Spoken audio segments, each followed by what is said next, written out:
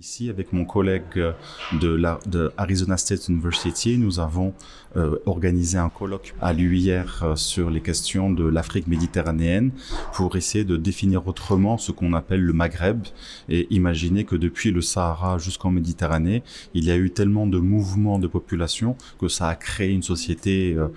multiculturelle et il s'agit d'en interpréter avec des collègues venus des États-Unis ou d'Europe ou d'Afrique les restes aujourd'hui de ce qui fait un peu ce que nous sommes, nous, les Marocains, les Mauritaniens, les Algériens, les Tunisiens, etc.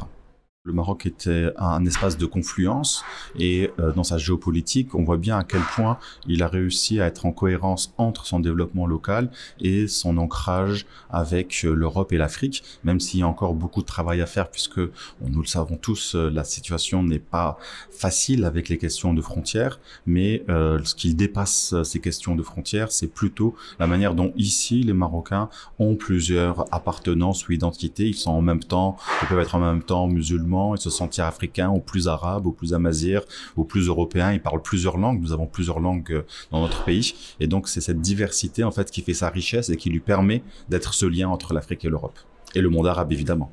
Alors, il n'y aura pas de recommandations spécifiques parce que nous sommes dans un cadre purement académique, mais il y aura des articles, il y aura donc ce qu'on appelle un special issue, un numéro spécial sur cette question-là, publié avec des chercheurs de prestigieuses universités comme de Stanford, de Cornell, de Chapel Hill ou encore de l'université de Vanderbilt.